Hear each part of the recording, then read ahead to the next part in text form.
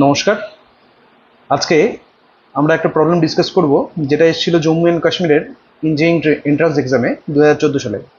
বলা আছে যে tan x ইকুয়ালস টু 5/12 আর এক্স হচ্ছে থার্ড কোয়াড্রেন্টে আছে। তাহলে পরে আমাদেরকে cos x/2 মান বের করতে বলেছে। তো এই জাতীয় প্রবলেম যখন আমরা করি, ফার্স্ট অফ অল একটা ট্রায়াঙ্গেল ড্র করব।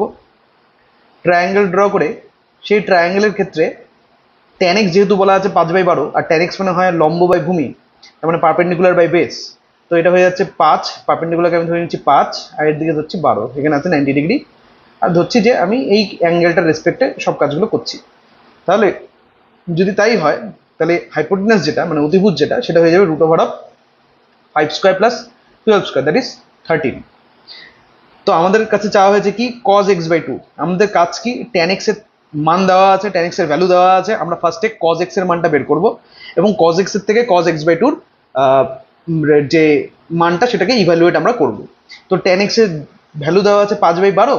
তো আমরা এখান থেকে যদি cos x ডিরেক্টলি ক্যালকুলেট করি, cos x এর ফর্মুলা হচ্ছে কি যে বেস বাই হাইপোটেনাস। তো বেস মানে হচ্ছে 12, মানে ভূমি বাই অতিভুজ। তো 12 হচ্ছে ভূমি আর অতিভুজ হচ্ছে 13, তার মানে 12/13 হয়ে যাওয়া উচিত। কিন্তু এখানে বলা আছে যে এক্স যেটা, এক্সটা একটা থার্ড কোয়াড্রেন্টের অ্যাঙ্গেল। থার্ড কোয়াড্রেন্ট মানে tan x এর ভ্যালুটা পজিটিভ হবে, বাট cos x এর ভ্যালুটা নেগেটিভ হবে। কারণ আমরা জানি যে চারটা কোয়াড্রেন্ট, তার মধ্যে ফার্স্ট কোয়াড্রেন্ট হচ্ছে অল কোয়াড্রেন্ট, মানে সবাই এখানে পজিটিভ হয়। সেকেন্ড এটাকে আমরা সাইনের কোয়াড্রেন্ট বলি, তারপরটাকে বলা হয় tan এর কোয়াড্রেন্ট, আর তারপরটাকে বলা হয় fourth quadrant, that is cos এর কোয়াড্রেন্ট। তার মানে থার্ড কোয়াড্রেন্টে শুধু tan আর cot পজিটিভ হয়, তো cosটা নেগেটিভ হওয়া উচিত। তো যার জন্য cos x এর ভ্যালু হয়ে গেল -12/13।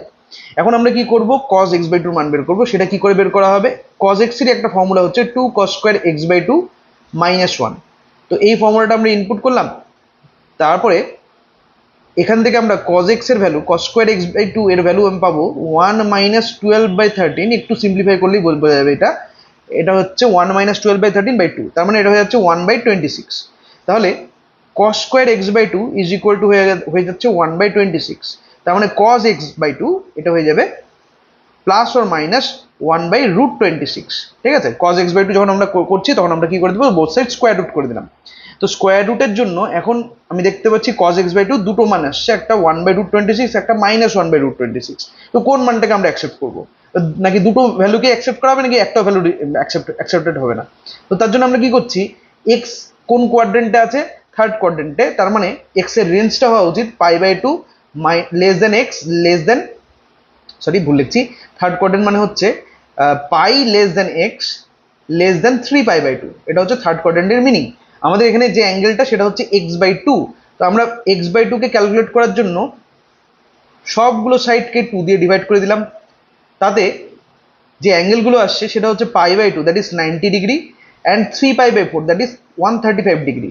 তার মানে x/2 অ্যাঙ্গেলটা 90 ডিগ্রির থেকে 135 ডিগ্রির মধ্যে আছে। তো 90 ডিগ্রি মানে হচ্ছে এটা, আর 135 ডিগ্রি মানে এগুলো সব জায়গায় হবে 135 ডিগ্রি। তো ক্লিয়ারলি বোঝা যাচ্ছে ওটা সেকেন্ড কোয়াড্রেন্টের একটা অ্যাঙ্গেল হয়ে যাচ্ছে। সেকেন্ড কোয়াড্রেন্টের অ্যাঙ্গেল মানে cos এর ভ্যালু নেগেটিভ হওয়া উচিত। তার মানে cos এর যে ভ্যালু হবে, cos x/2, cos x/2 value হয়ে যাচ্ছে -1/√26।